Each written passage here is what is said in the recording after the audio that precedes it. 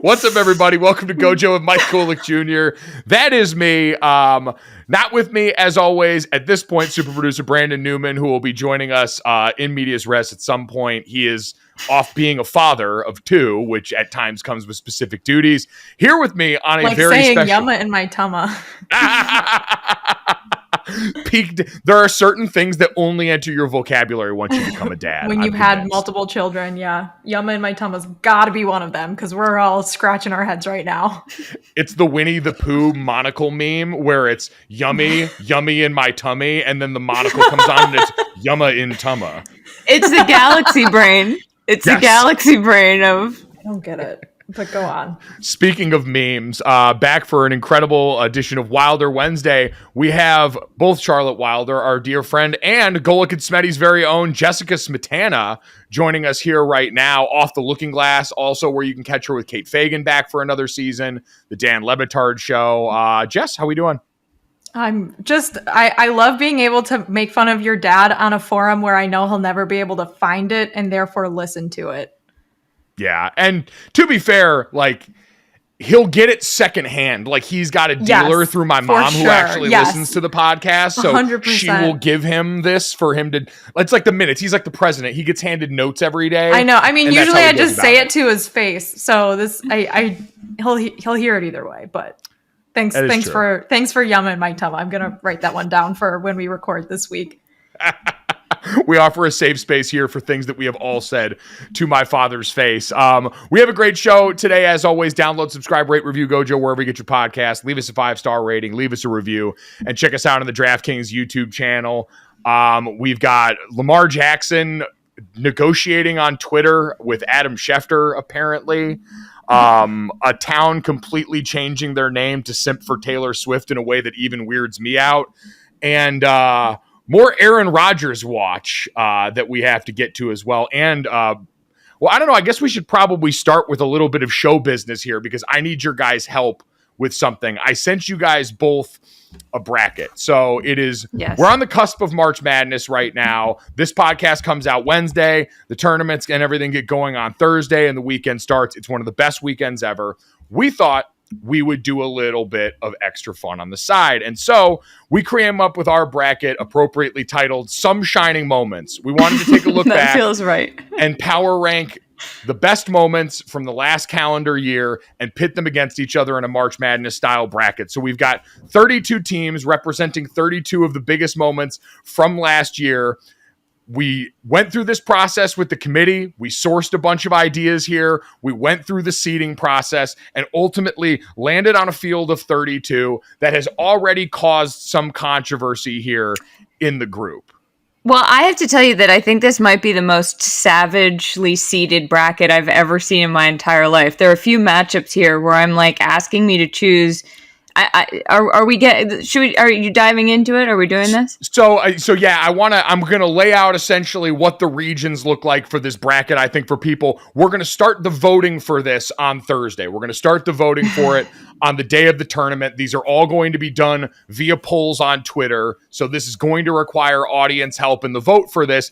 And we are just going to come back and tabulate it over the course of the NCAA tournaments. It's going to culminate right before Final Four weekend. And so we are going to do the mathing on that one, but we just need everyone's help in the meantime. So I know both of you have mentioned seeding to me individually. So I feel like there are some things that I'm going to take some heat for, but I want to just, I'm going to go region by region and just ask you guys for your feedback, starting with the North region. So in the North region, the seeding is as follows, 1 through 8. Tom Brady's retirement saga, the number 1 seed. To my mind, the number 1 overall seed in the tournament. Massive story, happened twice. Like, what? Like, it's not even the most important thing that's happened in this side of the bracket. Like, your seeding and the things that you chose are truly unhinged because they're not even all from 2022. Like, some of these things are from the first 3 months of 2023. No, including Tom Brady retiring. And you know what? Also, you were saying on this bracket you have loss of Queen Elizabeth, Michael. It's a moment. It was so again. No, I know, but you're sitting here being like the number 1 overall to me, and then it's like the queen of 1,000 years dies. And again, listen. So Look, I'm not arguing. I'm not saying you're wrong. I'm not saying. And you know you're what, wrong. Charlotte, you guys are actually helping me explain this better than I was explaining it. And so when I say moments, I mean sports, pop culture, movies, music, anything that happened, something that went viral, anything around the world, anything that we saw pop up somewhere on the internet. And yes, they are all pitched and mismatched against each other throughout these. So they're not sorted by, hey, sports are going against sports. It's a little bit, it's everything everywhere all at once, so to speak. What seed is that? Did that even make it? No, it didn't. Oh my God. It's just, but Top Gun Maverick is like a 5 seed or something? Top Gun Maverick was a more important movie this year. Last year. All right. So to clarify that point too, I will say it is everything that from March of last year to March of this year. My dog is licking her butthole behind me right now. Don't look. I'm sorry. I'm moving my camera. No. It's going to get flagged on YouTube. Anyways, moving on. So Jess, to clarify your point, it is everything from March of last year to March of this year. So March of 2022. That makes more sense. March of 2023. You didn't explain that to me. I didn't explain that to you. I didn't explain it well, which is why I'm glad I've got you guys to help me troubleshoot this here. Brandon can fix it in post. And so the number 1 overall seed in the North region, Tom Brady retirement saga, going up against the number 8 seed, the Aaron Judge home run chase. The number 3 seed in that region, Can I interrupt you already and just say the Aaron Judge home run chase interrupting college football was a bigger moment than the Aaron Judge home run chase in general. 100%. That's honestly most of why I put it on there. Yeah. Okay. Well, we'll encompass that all as one then. So, yeah. Okay. What else do we have here? We have the 2 seed LeBron James passing Kareem for the NBA's all-time scoring title, going up against Brock Purdy's rise in the NFL season with the 49ers.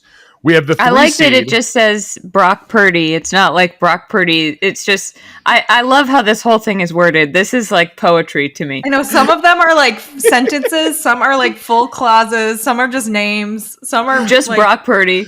Weird events. Anyways. It's year 1 of a very suspect committee here. All of this error is built into the model. We're really fucking dumb. I love it. No. Don't change a thing. Do not change a thing, Mike.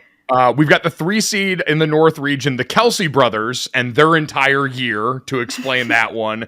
Everything they accomplished from SNL to the number 1 podcast in the world to going and appearing in the Super Bowl and one of them winning in it lines up as the 3 seed, going up against the 6 seed Brooklyn Nets team implosion, which encompasses Kyrie Irving and everything surrounding him, Kevin Durant leaving, the 2 of them now playing for completely different teams.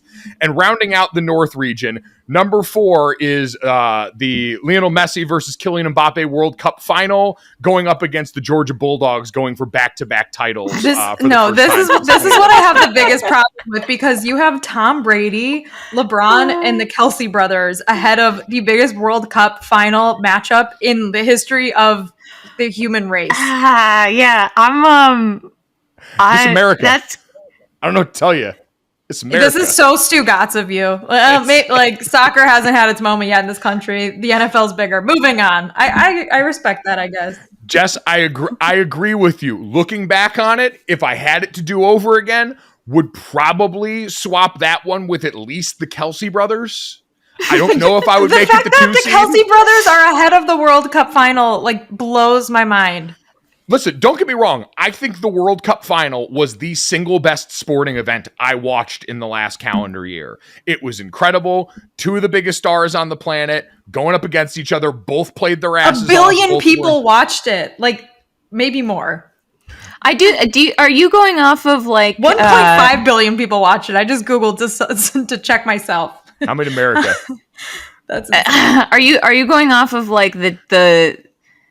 the multiple different tentacles of you got SNL, you had Donna Kelsey, you had the brother, you had the actual Super Bowl, you had the podcast. Did it feel like there was a wider umbrella of things you were encompassing with the Kelseys? Yes, absolutely. And also, I guess that's the thing, is part of this is accounting for what was a singular moment, what had some depth and breadth to it, what was... Okay, but the World Cup final encompassed several centuries of history.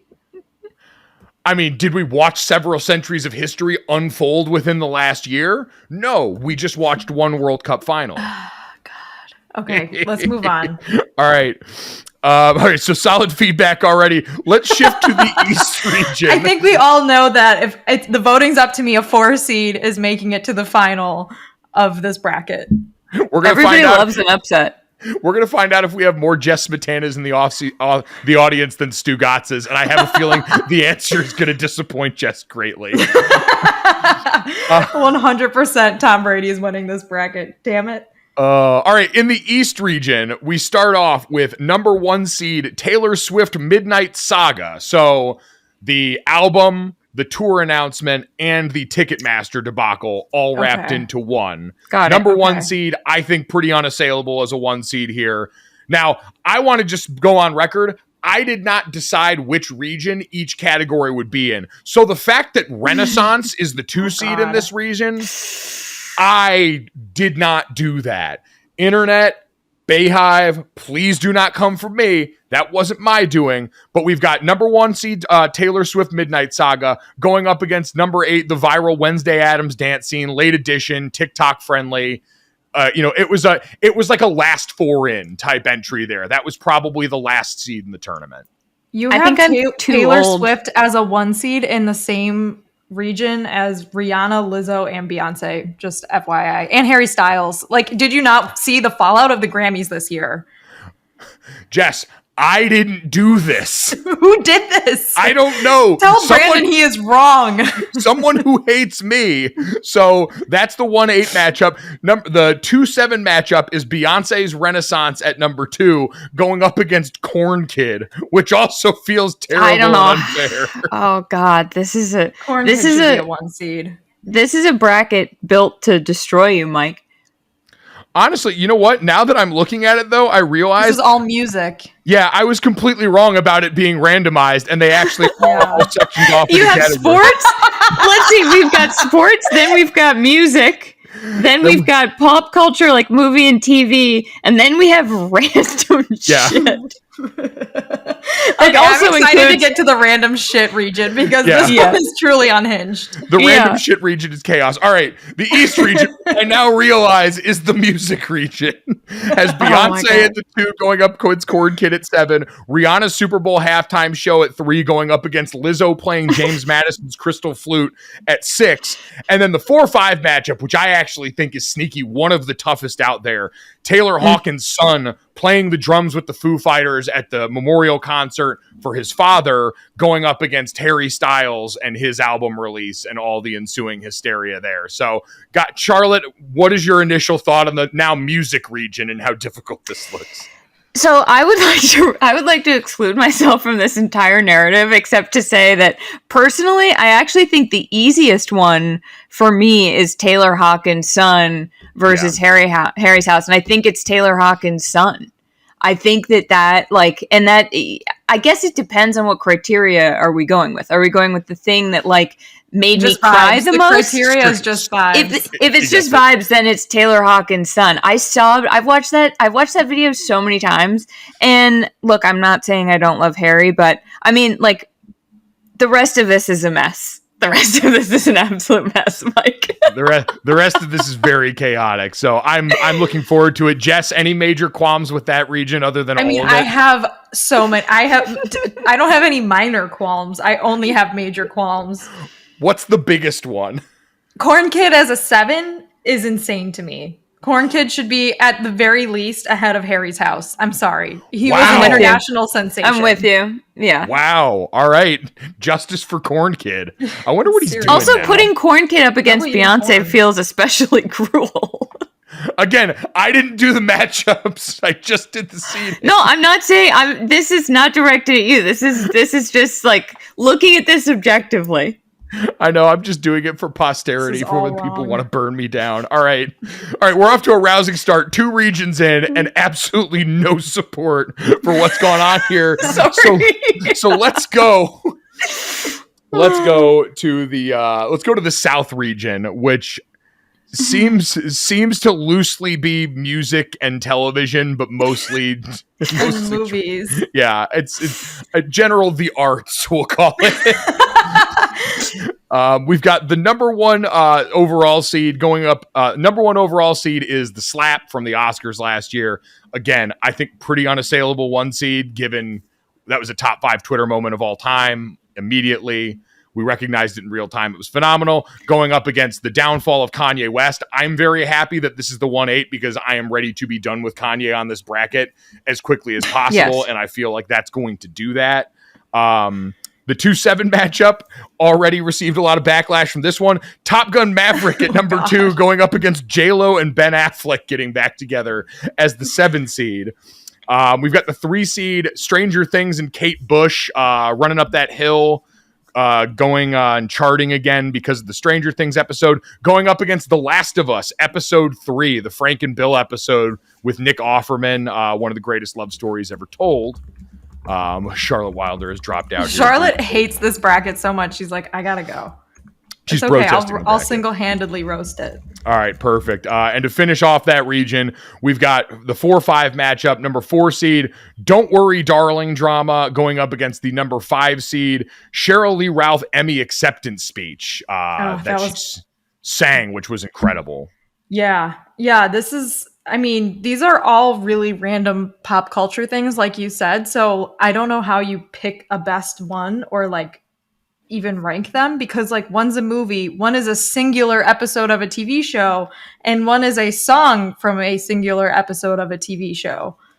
No, believe me, I understand the complicated nature of this. Which one is this? We're still in the South region. So in terms of biggest, if we're going on biggest moments of the past calendar year, it's hard to beat the 1 seed in this region. Yeah.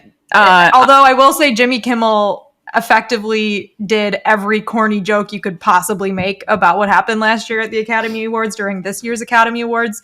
So I think it's fair to say that topic is now no longer, there's nothing else anyone can say about it. Everything that could possibly be said has been said.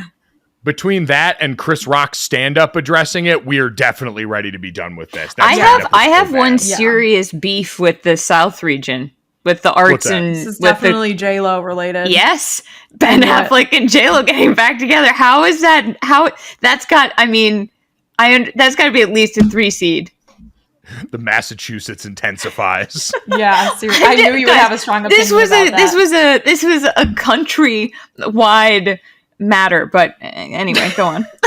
Yeah, I mean, listen. Admittedly, if I'm grading myself, Jess, you're right. I probably I tried to knock down The Last of Us episode 3. That moment hit me a lot harder. It's always tough with prestige TV too, because as we often hear, like one episode of The Big Bang Theory triples the viewership of any of these. So seriously, you could have just gone with the entire first season of The Last of Us. It was so good. Fun fact, that episode 3 takes place in my hometown in Lincoln, Massachusetts.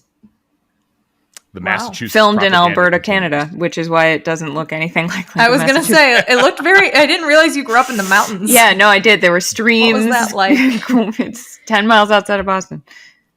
Oh. All right, let's round this thing off with the West region, which is basically just a wild conglomeration of like shit. I think this was and other when I wrote this down in like the rough draft of potential categories. Number 1 on this one, this is a deeply online side of things. Elon Musk buying Twitter and the ensuing fallout. Hellish, mostly a lot of bugs. Never ending saga. It's awful, but it's huge. So I am with the 1 seed makes sense. Just like Tom Brady's retirement, really, these 1 seeds have a lot in common. Just something that will never go away. Yes, what's dead Staying may never power. die. Going up against the 8 seed Cocaine Bear, caked in recency bias and covered in cocaine. I don't care. That one I had a little bit. Which is also a movie, just for the arts, bracket. No, this is just the bear. This isn't the movie. This is the actual cocaine bear. Yes. Okay, So, never mind.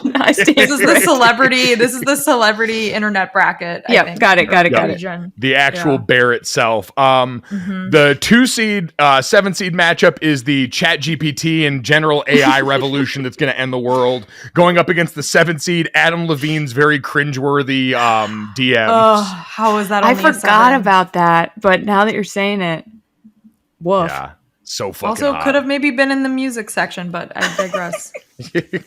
I again, because of the DM portion of this, I think I just kind of like Okay, it subconsciously weeded it. Some goes in categories had more miscellaneous. than Yeah. others. No, I get. Yeah. It's It's a fair. thing.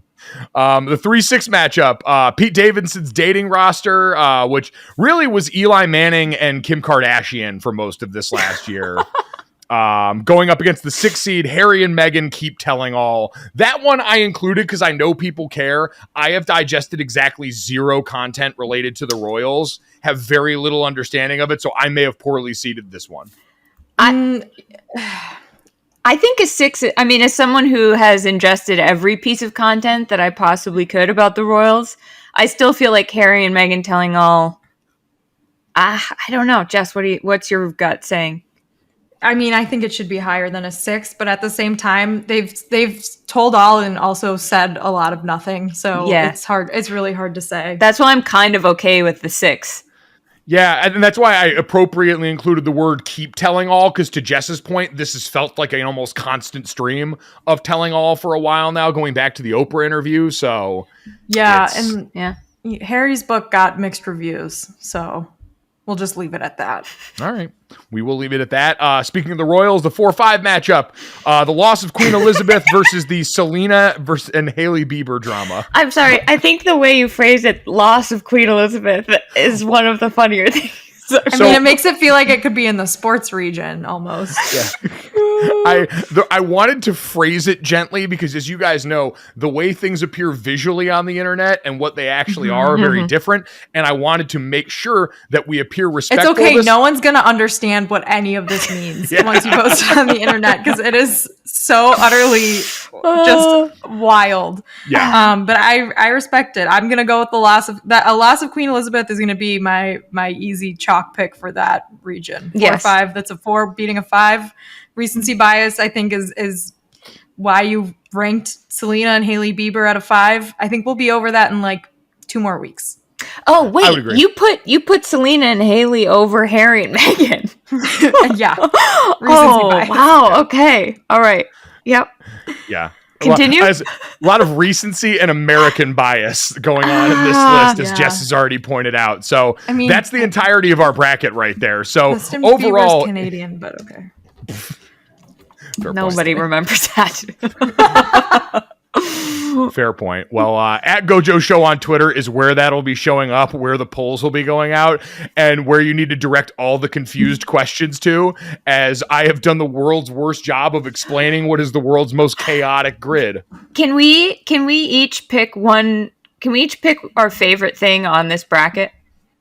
Sure, absolutely. Charlotte, why don't you start?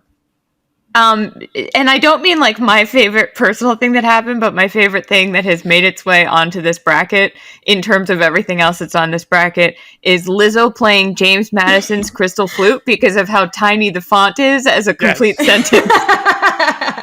I'm with you on that. And it was also iconic. It was. It was incredible, and it made racists so mad. So mad. I remember texting my friend Alex McDaniel, who was in the marching band at Ole Miss and now works as an editor at For the Win, and she was my flute source. I was asking her what the significance of all this. I remember doing more flute research than I had ever done in my life. So It's huge. It was a magic flute and a magical flute moment. A magic flute. You know, now that I look at it, should be higher than a 5, but moving on. Charlotte, did you have a favorite one that stuck out to you here? Oh, Or that one. You were Just least Lizzo. concerned by? Just all it was. Oh, I'm sorry. I was looking at Charlotte and I meant to say Jess. My apologies. I agree. It's the flute. Yeah. I'm sold on the flute now. That's gonna be my upset final 4 pick. Same, definitely. That might win my whole bracket. Corn Kid and the flute battling it out for that semifinal position is gonna be a tough one. Oh man. I want to see if Top Gun Maverick has enough dad-related gusto to take down the slap. I feel like that's a movie that everyone just freaking loved. I mean, I hadn't seen it and I watched it before the Oscars and I was like, this makes absolutely 0 sense. loved watching it, and I think my favorite part is that the premise is that the world is about to blow up, and no one's like too concerned about that. They're more concerned about like their flight paths. Like it's incredible. It's a deeply dudes rock movie. Yeah, I haven't seen it. I don't know. Yeah, I mean, again, it's directly catered to me and people like me in that it is just big, loud, sweaty. Everyone's got mustaches. It's all really top quality content. There's song involved in it too. 10 out of 10. No notes. Oh yeah, no. I mean, don't get me wrong. I loved it. I'm just saying, like, from a plot perspective, I was like, this is what people are losing their shit over. More like Bottom Gun. God damn it. Speaking of Bottom Gun, let's talk about the New York Jets. We've put it off long enough. At GoJo Show on Twitter is where more of that information about that bracket will come out. But in the meantime, I basically did that to put off having to talk about Aaron Rodgers for the millionth time again. Although yesterday reached a different point of toxic relationship that's like I would accurately describe Aaron Rodgers and the Jets as a situationship right now, right? In relationship terms, would that be where they'd fall? Well, they certainly have not defined the relationship, so I would say so. I think they're going Facebook official today, though. It sounds like the announcement is imminent, right? Oh, well, yes. If he reveals all on Pat McAfee's show, right? That was going to be my question. So for anyone that missed it, Pat McAfee teased that I think Wednesday at like 1:30 Eastern, him and Aaron Rodgers are going live on their Instagram. Because everyone loved the first decision. Right. That was... it was like the highest rated TV program like of all time. So not really, but it was... A lot of people watched it. This is a great ratings move for Pat McAfee. Mm-hmm. Oh, it is. And the one thing we've learned throughout all of this is, sneaky hot take, Aaron Rodgers, if he is your friend, might be the best friend on earth. Because when you look at the moves that were made yesterday, the list of free agents that Aaron Rodgers reportedly, according to ESPN's Diana Rossini, provided the Jets included one, wide receiver Alan Lazard, who was a free agent who was signed by the New York Jets, which I loved on ESPN.com. The listing for it on the headlines was, source, Jets reach deal with Rodgers, fave Lazard. Like if you were just looking at it quickly, like, oh, the Rodgers deal happened. Nope, it's Alan Lazard. And then the next headline was, Aaron has supposedly supplied the Jets with a list of free agents he'd like them to pursue and acquire, including Randall Cobb, Mercedes Lewis, and Odell Beckham Jr. Like, if this dude likes you, he's willing to actually follow through on some pretty important things to secure your happiness as well as his. Or Randall Cobb just has like so much blackmail on him because we've already done this with Randall Cobb. Like, what? But I'm with you. Maybe they're just really good friends. At this point, though, it seems more than imminent, but if he did not play for the Jets and zigged or zagged, I guess, would be one of the funniest things of all time. Because then they're like, what do we do with Alan Lazard? I also love thinking about, like, what if Aaron Rodgers is just the best friend ever and he's actually going to retire and just wants to be sure that his buddies get paid before he's like, I'm out. That's what I mean. Like, maybe this guy is just a brand of loyal that we haven't met. Because I also have a sneaking suspicion he's not going to announce this on McAfee's thing tomorrow. Like, I would not be stunned. I think he's trolling people. Like, this is why I'm like, I can't do this again. Like, we did this all of last spring, and I was like, and then he like re-signed with the Packers, and I was like, I'm not doing this ever again. And here we are doing it. And I'm like, I just can't do it anymore. This is what he lives for. He is an agent of chaos. He wants attention. He wants people to think he's doing one thing and then completely do another. So yeah, I think I wish. Do we have odds on whether he's actually going to announce it or not? Because I would put money on his not doing it. There's probably odds on whether he'll be on the Jets. Let me look them up. Stand by for the DraftKings Sportsbook odds. Yeah, do you have them, Mike?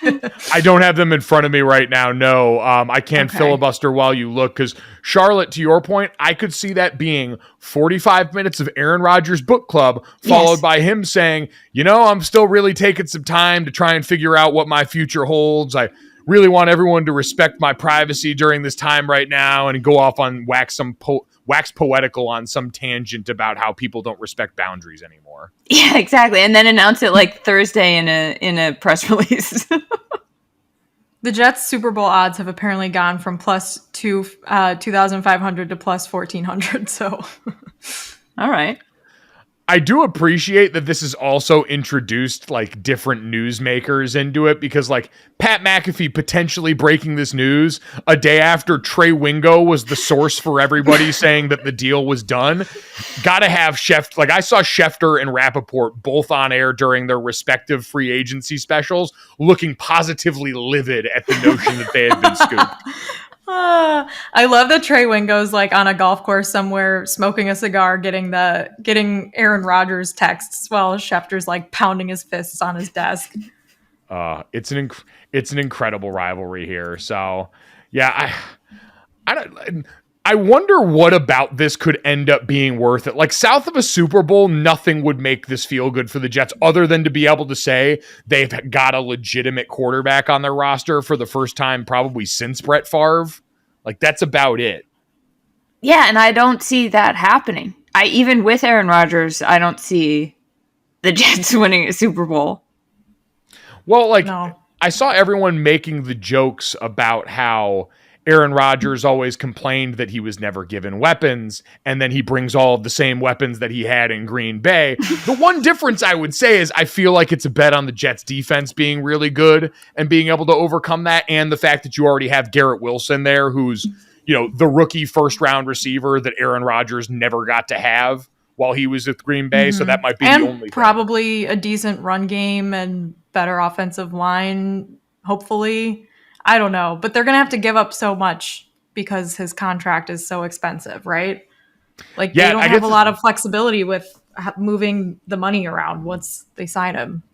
Yeah, I think that's the one thing that also keeps getting really messy is like the Packers are going to eat a monster cap hit. The Jets are going to have to move a bunch of capital to get him, and they're apparently going to have to keep waiting in order to do this. This is turned into like from a content standpoint, I know we all love that the fact that there's like big quarterback news all the time, but the fact that it's just Aaron Rodgers and Lamar Jackson on repeat in perpetuity has become kind of miserable.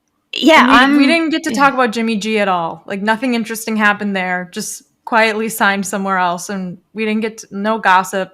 We were robbed of that. It's just sad. Like, why couldn't we have gossiped about other quarterbacks for a little bit? One thing I will say that could be if Aaron Rodgers has to keep making noise, Aaron Rodgers in New York City is something that I will be absolutely fascinated to see. Like, does he choose to live in Jersey near the practice facility? Like, does he move to Brooklyn to try to like be cool? Does he just get a like huge place in Manhattan? I think that like what restaurants is he going to go to? I think that the Aaron Rodgers in New York City content could be, and like in the New York Post and New York Daily News could almost make it worth it. Do you think if they sign Odell Beckham Jr. for Aaron Rodgers, do you think those two would be like friends? Because if you're Aaron Rodgers trying to assimilate into New York, Odell feels like a decent guy to follow just because already knows it really well, is a guy that got so famous that he would get invited to the Met Gala, which I just learned was a charity event the other day. I just thought it was a place where rich people got dressed up to go be fancy. I mean, together. Is it a charity event? It's a charity event. Up for debate when like you spend $1 billion going to it, right? I mean, it's like quote for a museum, right? I don't know. Yeah, I guess that's the other thing. Like, it's a charity event for the Metropolitan Museum of Art, which seems like it's got plenty of money and support. So I still think I'm spiritually right in my read of the situation. But either way, like Odell Beckham Jr. was famous enough to go there, and like Aaron Rodgers hanging out with Odell does seem like sort of Eli Manning and Pete Davidson-esque content. You think it like gives him social capital in New York City? I think he might think that. I don't know how much social capital Odell has among fans in New York City. Maybe he does. I don't know. I if we get Aaron Rodgers at the Met Ball, that's all I've ever asked for in this career. So, you know, I hope it happens. I think the theme this year is Karl Lagerfeld. So is it really? Yeah. Oh my God. Aaron Rodgers and Chanel injected into my veins. Wait, what is the theme? The longtime designer he's of a Chanel, designer. Karl Lagerfeld. I only know this because it was floated as a Le Batard show bit a few weeks ago, so I looked it up. This is not something that I keep tabs on. It is something I keep tabs on, so I'm sorry I didn't know this already. Well, I mean, listen, I heard all these rumors that apparently Anna Wintour was kind of shortening up the guest list this time around. Yeah, no Kardashians, I read. No way. Where are you guys reading? How am I not just first read to know about this? this like 4 days ago. This is going to be on next year's things that happen bracket, I think. Oh my god! Snubs at the Met Gala. Snubs at the Met Gala. Can you text me those articles, please? Literally can't believe I've missed this. Charlotte legitimately slighted that she's been scooped. She just feels mad how at myself. She feels how Shefty and Rappaport had to feel. Yes, I do. Now that Trey Wingo has scooped them. The Lamar Jackson portion of news, by the way, that I referenced, I guess I should tell people. There was a aggregated article of Adam Schefter on his podcast that apparently he had a quote from him saying, Chris Mortensen and I reported last September when Lamar Jackson was offered a deal that he turned down. The deal that included, at the time he was offered, $133 million due at signing.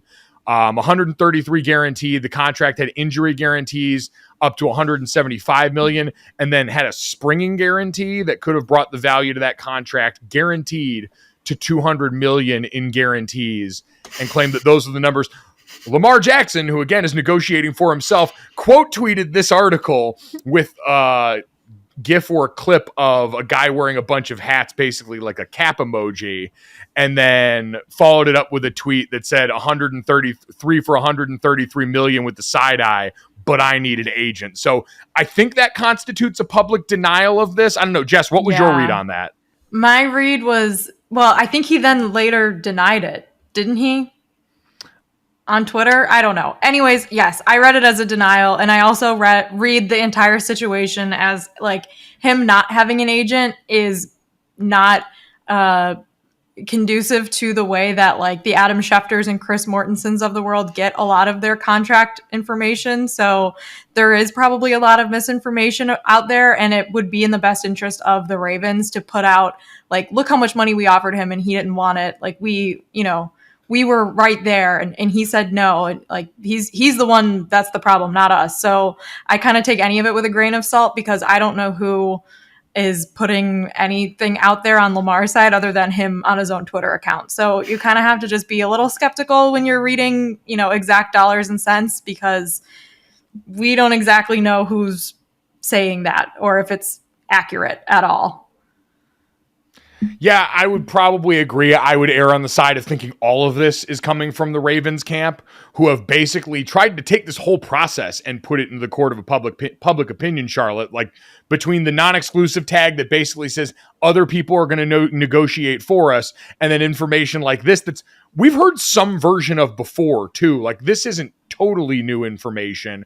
The idea of what he's been offered along the way, that all just seems to want to go back into that trope of look at how greedy the player is being, right. Look at how much he is asking for, when what he's like, if you look at what he's been offered. So, and again, I want to be careful not to frame this as I'm saying anything negative about Lamar Jackson, because I support him in this pursuit. But 133 million, if that were fully guaranteed, would be the second most fully guaranteed money in an NFL deal behind Deshaun Watson's fully guaranteed 230.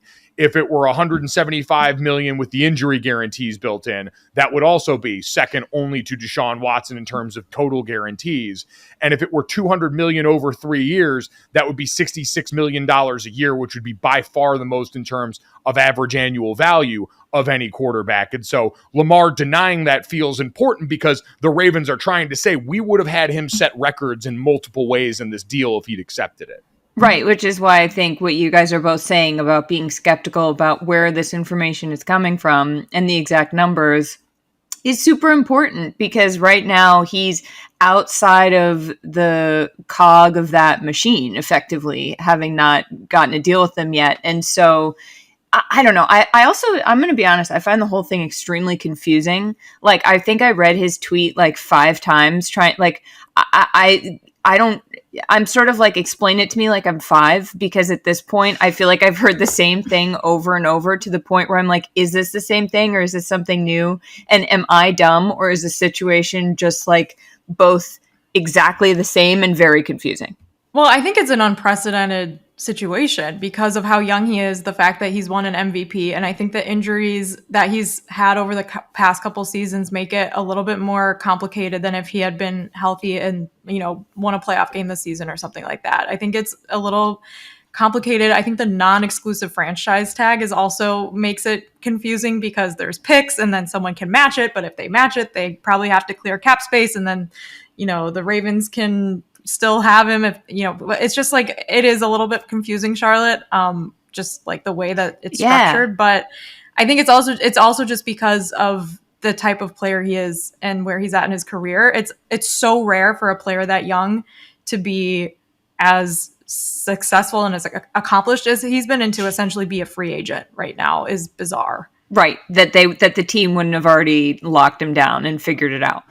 Right, which I think, like, I don't know about you, Mike, but I think, like, that is the major indictment you can make on the Ravens is, like, why didn't you guys take care of this before the Watson deal? Like, everyone knew Watson. I mean, I don't think people expected $230 million guaranteed because it was so unprecedented, and it did set a precedent that none of the owners want to follow. And you can argue about, like, whether or not they're colluding to keep the wages for subsequent quarterback deals down. That's certainly something I saw people alleging on Twitter last week. But I mean, people knew Deshaun Watson was going to get a big deal, even despite all of the accusations made against him of sexual misconduct. So the fact that they didn't try to figure anything out, and maybe they did, and Lamar knew he was going to get a big number, so he waited. I'm not exactly sure the timeline there, but they knew they wanted to be the franchise quarterback, right? Why not lock that up sooner? I agree. I've said that because Lamar Jackson became eligible for an extension after the 2020 season. So after your third year on your rookie deal, you can start to negotiate a long-term extension. And he had won the MVP in 2019. They had gone out and I believe won a playoff game in 2020.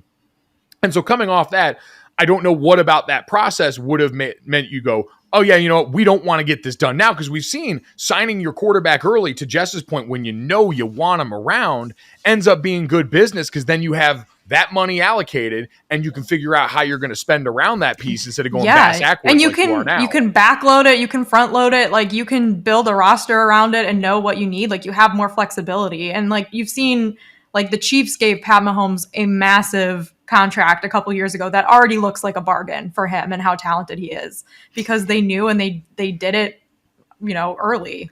Part of me thinks too, though, like the most cynical read on this is that the Ravens thought, oh, well, like Lamar is, I mean, he's been negotiating for himself this whole time with his mom, right? Like I could see them thinking like, oh, having the hubris to think that they would have the upper hand in any negotiation. So maybe they could figure it out down the line at an even better deal, even though at this point they would have saved money just by, as Jess said, giving Patrick Mahomes this deal. So I don't know. I can see this being some organizational, God puppet string thinking as well. Well, and that's, I think, the frustrating part for a lot of people with this particular organization is the Ravens are seen as a very competent organization. And right. Eric DeCosta, with the influence of Ozzie Newsome beforehand and all these things, we're supposed to make a group that was pretty smart. And smart would have been, like we talked about, sign him earlier, avoid all these other contracts. Like if you sign him in 2020, the Deshaun Watson contract is but a glimmer in someone's eye at that point. Like none of that's transpired in any way. And so you wouldn't have been buried by all these subsequent contracts that now have just raised the cost of doing business. So I am frustrated by that from the Ravens side of things. It feels like, just based on how this is going and kind of stuff like this leaking out, feels like there's no way he's going to go back there. Like I know he doesn't have a ton of recourse in that because they can match the offer sheet, but I just feel like it's gotten complicated to the point where I don't know how, especially when you're negotiating with a player, you guys all walk back in the building and pretend like shit's cool after this. I mean, I think it felt that way when he was putting out his injury status on Twitter around the end of the season, and seemed like he was trying to control a narrative that he didn't like, when the coaching staff was like, we don't know. And they didn't really sound like they had his back in that instance. And that's kind of when I was like, oh, I don't know if they're going to be able to make amends. But with the right amount of money, I think they do. And it just remains to be seen if that amount of money is going to come from the Ravens or not. It doesn't, like with the non-exclusive franchise tag, I think I read that only one player has ever signed with their original team in the last like 20 years with the non-exclusive tag. Is that right? Yeah, and I mean there's really only been a handful of players that this has even happened to, and just to your earlier point, none of them have been a 26-year-old former MVP. That's the part of this that just keeps fucking up the math at every turn. So that one feels like it's got a lot more time to go before we're going to figure out any resolution. The Aaron Rodgers one, mercifully, hopefully, as you're listening to this today, will be over. I hope it's over. I hope it's past 1:30 p.m. on Wednesday, and we all know what the deal is. And you can tell us to just chill out, and we're all going to have a resolution. I think he's going to troll everyone. He's going to wear like Packers socks or something, and it's going to be a whole thing. Oh, you've seen him going back and forth tweeting with Rasul Douglas about him having his phone number. Like, it's all just been this giant bit of like, I'm going to fuck with everybody and enjoy milking this while I get a team that I'm not even technically signed with to go out here and sign my best buds. I mean, him trolling the Jets would be the best troll of all. Oh, God. I mean, to get everyone thinking you're just going to pull the Brett Favre and be like, come on, of course I wouldn't do that. I'm going to go out on completely different terms. Jess, I completely agree. Would be the funniest outcome of this by far, even if it would drive. That would be the Jets Joker turn. It would be so, I mean, they already are the Joker, right? Like that would be so Jets of them. Honestly, what would be even more Jets is like he signs with the Jets or is traded with the Jets and then like gets an ACL tear or something. Like Jets fans can't have nice things, right? No, they can't. And they won't, but it remains to be seen how exactly they won't, because somehow all of this is not going to go well. You mean the world's most toxic situationship won't somehow go well. Right. Who would have thought? It's a number 5 seed in the things that happen. So we need to start keeping track of these for next year. Yeah, I think we should just do a things that happen weekly bracket. Ooh, there we go. I do love that. And then you really have to start like dredging the bot, because like not that much stuff happens. So you're like, I had one of the better pizzas of my year so far, and that is competing against like Aaron Rodgers and the Jets, and then Aaron Rodgers and the Jets wins every time. As insane as that bracket was for the GoJo show, Mike, it was still better than the one that I filled out on the ESPN bracket challenge earlier today, because it was my brackets are both just scheming piles of dog crap. I'm not going to win anything. So you've already conceded the dumpster fire emoji for your bracket at this point. I literally hate them. And as I was filling out the women's bracket, I was like, wow, this has been one of the craziest women's college basketball seasons. Like all of the number 1 seeds, except for South Carolina, were more or less up for debate. And I was like, I'm going to have a 4 seed in the Final Four. And then I was finished and it was like 2 1s, Iowa and UConn, which are both 2s. And I was like, I'm stupid. Like, how does this always happen to me?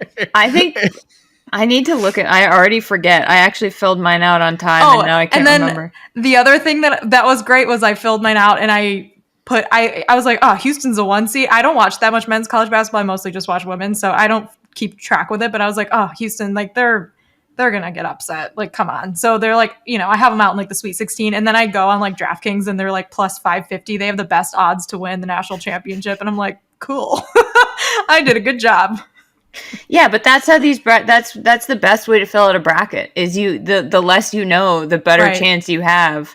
You have to. I mean, and Jess, at least for you there too. Like Marcus Sasso, their best player, was injured during their conference tournament and might not be ready to go. To know. Good. That's good to know. Thank you for that.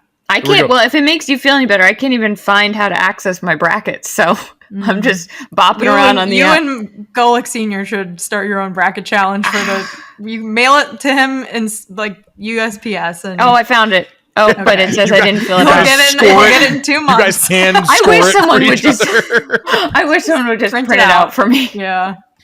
By the way, this is a great reminder for everybody to head over to the NCAA's bracket website where we've got our GoJo podcast bracket challenge. As of this recording, there's 127 people that have joined up for our bracket challenge. I am incredibly original and have picked Kansas to go back-to-back and repeat as national champions. You can't do that. That's like one of the only rules of making a bracket. You can't have a back-to-back champion winning it. I specifically took them out of my national championship game because I was like, they can't win it 2 years in a row.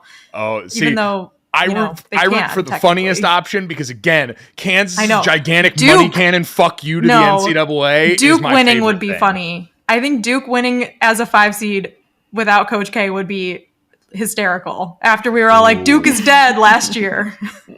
I do want Duke to make a deep run to test, because I've heard like Bomani and a bunch of people talk about how college basketball is kind of in a weird spot now where it doesn't feel like nearly as many people care even about the tournament as they used to. And you can talk about, player movement or the graduation of a lot of these old coaches like Coach K, like Jay Wright and the like there.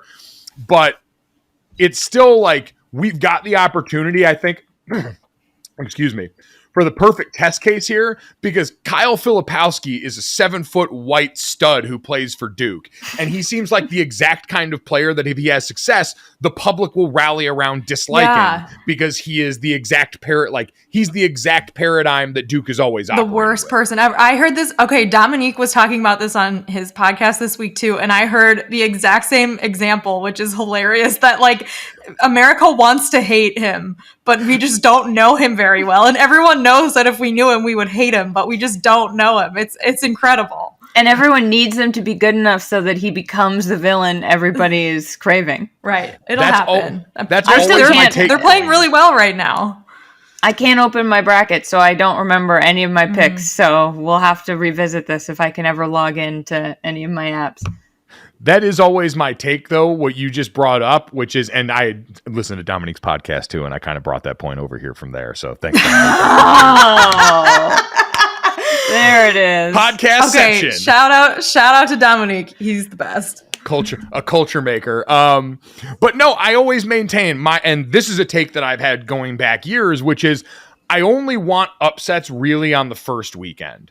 Because unless you're going to be a team like a George Mason who's capable of actually going and like playing up to the competition, what generally ends up happening is you have a couple of teams just stub their toe in the first round, and then you end up getting a bunch of shitty teams that show up in the Sweet 16 and Elite 8 when we've got fewer basketball games. And so then you're getting bad basketball games at a time where you need better ones, and we don't know anything about these people enough to hate them, and we need people that are going to make us feel something. And so that's why I tend to root for more of the known commodities to make it through, because we need to know who the bad guy is sometime, even if it's us hating the fact that it's these traditional blue bloods that are dominating. But Mike, the St. Peter's, they made it through. They were good enough until they absolutely sucked. I forgot about them. That was the greatest moment. I got so obsessed with that team. What year was that? That was last year. I went to their home. I went to their home rally. It should have been in the bracket. It should have been in the bracket. It should have been. I went to their not home in rally 2022. in Are you Jersey serious? City. What? We're all Googling it right now. I'm actually Googling it because I don't believe you. That feels like it happened 7 years ago. No, it was last year, and they made it through. They beat was Purdue. Sister Jean also last year? I'm just kidding. So was Dunk City. That's what we need to do. We need to have a bracket of every bracket buster that's been in the last 25 years. You do. Ooh, I like Florida Gulf Coast. How would Florida Gulf Coast, UMBC, yeah. UMBC's got to be a 1 seed, right? Yeah, definitely. Embrace debate. Oh my God. Yeah, the general conversation around March Madness is interesting. I'm still jacked up for this weekend. So again, if Charlotte can ever find her bracket, we'll have her back on here to explain her pick. I think I have. Oh, I remember who I have. No, I don't. I know I had the. Don't worry about it. I think I have Virginia winning the men's, and I think I went pretty chalk and went South Carolina. If for the women. if Virginia wins the men's college basketball national championship this year, it's going to be the worst tournament ever because I have them winning in my bracket. I told you it's the worst bracket I've ever made for the men's NCAA tournament. It is a heaping pile of trash. I believe Jess. I think we're saying there's a chance. Oh, don't get me wrong. There's absolutely a chance. They are good enough. We've seen them do it before. Yeah, but the final score will be like 49-51 or something. It's just, dads across America are going to be like, see, defense wins championships, and then everyone's going to just want to crawl into a hole. That style of basketball is the scourge of the earth. I'm sorry. So shot clock violations, baby. I do remember actually being at a Virginia home game and listening to the crowd erupt for shot clock violations. It's a real thing. It's a real thing. Oh no. The freaks come out at night. All right, guys, I think it's time we round this thing out here. Again, unfortunately, Brandon Newman is not with us for this, that, and the third. 3 quick stories to end the day, where normally Brandon would sing us into this one. Charlotte, do you want no? You're shaking Nobody your head wants no? that. It's just not going to sound good. I know. It's really a Brandon thing. It's very unique to him, and so we will honor him in this moment. And put it in post.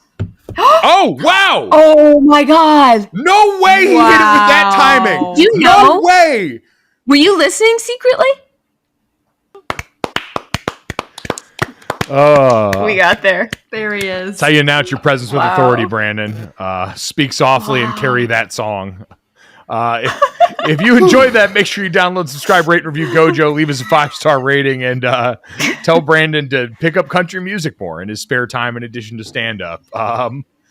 Let's mercifully end the most chaotic podcast you will listen to all week with this, that, and the third. 3 quick stories to finish the day. This one comes courtesy of our good friend Dan Orlovsky, who in a Twitter exchange with Ravens cornerback Marlon Humphrey over the notion of towels. Marlon Humphrey went on Twitter to ask why nobody had invented a full body blower to dry him off without towels. Now,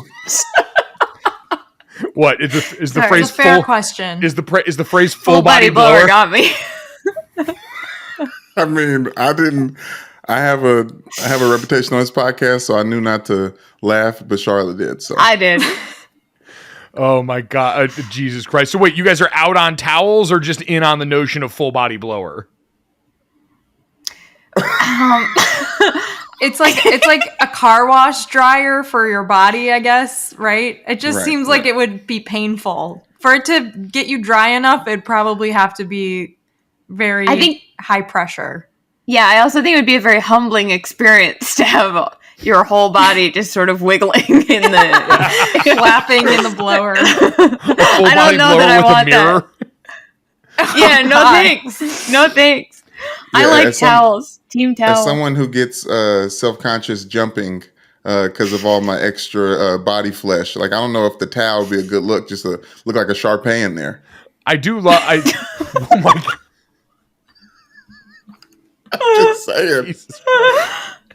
I mean, I feel like if you introduce a little bit of heat, you don't have to have that much power on the blower. Because, like, I've sat in a sauna after being like one of those with the coals, like one of the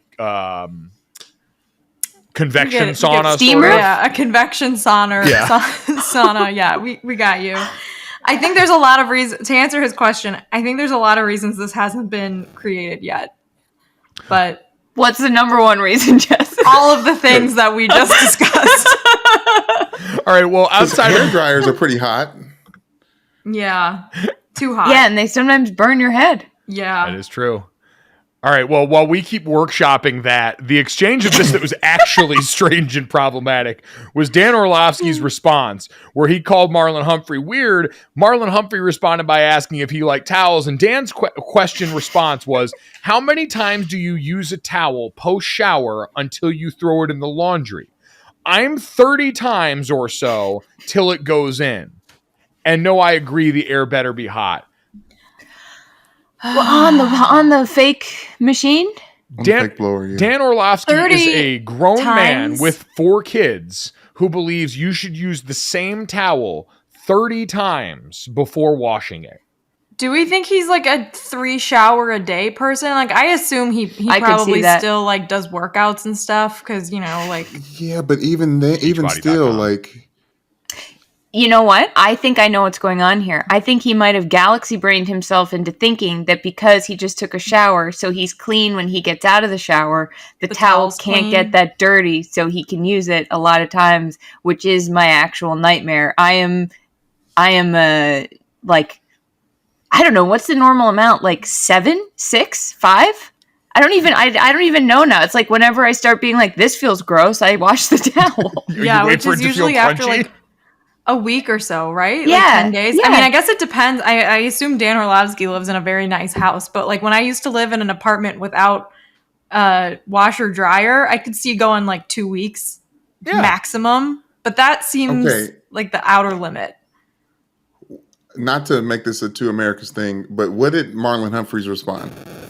Because I would think it's a stigma that a certain demographic just doesn't do that. Like, I went over a friend's house one time and I was asking for a towel, and the towels he offered up was one of the used ones that he No. uses. Stop And it. I didn't find that out until after I Oh. like put a wet towel to my skin, and it was a Caucasian male who had this offense. So I've said as everybody from Connecticut would probably would treated towels with Mike, such a would you lackluster do this? care. Was it you? I would never offer one of my friends my towel. I always get my friends fresh towels. I 100% agree. I own so many towels because I like clean towels so much, so that even if I don't feel like washing them, I can you just buy more towels. Marlon Towels- Humphrey, for the record, said 30 times with like the laughing emoji with the sweat beating down its forehead. good. I honestly don't know, but not that many. LOL. Yeah, that's It's a great answer. That's the only appropriate answer. There's also One a lot towel of a quote month. tweets. This is reminding me of the Trey Wingo steak situation because of how many quote tweets it's getting now. And Brian Floyd, who Charlotte and I used to work with, he quote tweeted and said, "Towel seasoned like a cast iron skillet." oh, all time. I mean, that is gross. Can we just all agree like that's Yeah, really, really 30 is gross? Like, too many. all I can think of is how dirty Dan Orlovsky is under those suits when I see him on TV now. That's all I can think of. He's got all these incredible suits that are just covered with mold. Oh God, Oh, this I feels just like one of those things Don't though, where know like why you'd admit when you, that. yeah, it feels like one of those things where you think it's normal and you think everyone's going to be like, yeah, for sure, and then which it might not shock you to find has happened to me many times, just not with like personal hygiene situations. This is like when I Michael appreciate Parsons the question. openly admitted to having a foot fetish during that interview in Super Bowl week. Oh yeah, that was great. People Wait. admit really weird things about their personal hygiene on Twitter like once a month, and it goes viral, and it usually is a Two Americas thing, Brandon, Yeah. and like it's always just embarrassing. Like Do you you remember don't the have one- to post this on Yes. Twitter, Dan. Do you remember the one where it was like about whether people wash their legs or not? Of course. Oh, Yes. or you just let the Yeah. water drip down? Yeah, that's There's also there's also been like a washcloth debate, a Yeah. loofah I just debate. Rags, This yes. is why I'm tweeting less in general. the wash. Do you think I you'd be on the love it, wrong though. side of it? Because Charlotte, No. that might be a confession in itself. No, because I don't want to say any. Because I am not trying to Silence like is tweet supporting the about my establishment personal. of dirty white I'm not people. trying to enter Silence into any is of these conversations. You agree with Dan Orlovsky. Oh, this is Say you bullshit. disagree I'm with Dan I'm Orlovsky closing right my now. computer. Your Say you silence disagree is I with him disagree. right now. I did. Don't make me do this. This is being Rebuke Dan cyberbullied. Orlovsky. But I do She's want not to shoot doing Dan it, some guys. bail. Wow, I already said it's gross. Listen, Oh, I I didn't appreciate hear it. I Dan didn't either. speaking out loud what he thinks is normal, because that's the only way you grow up is you have to be. I've talked about this on You this have to get podcast bullied a before. little bit. Being shamed into recognizing that you do something weird. Like, I was with my father last weekend, and I was like, "Dad, you ever eat something good and have the last bite, but it was so good you forget, and then you go and realize the bite is gone and get really upset?" He's like, "No, son, I've never had that happen." No, son. What? Okay. Yeah, no, I can't say I have either. Except I think the problem with Dan is like he doesn't feel shame because he does this all the time. Whether it's like, Yeah. ew, like soy sauce is spicy, or like, oh, I don't wash my towels. Like he's always doing something like this. I just don't think this man is governed by shame. I like to season this chicken with my breath. Hey, on a version of this podcast that wasn't recorded, Jess, you had a great point. his wife. I think his wife may be boycotting washing any of his garments. I know my wife has a long time ago, and I had to learn that, like, with kids, I realized I need more towels because, like, you need to get the shit off of you. And like, how do you feel about towels? Like, that's such a weird question in itself. We should have known it was going to get weird after. Like, how do you feel about towels?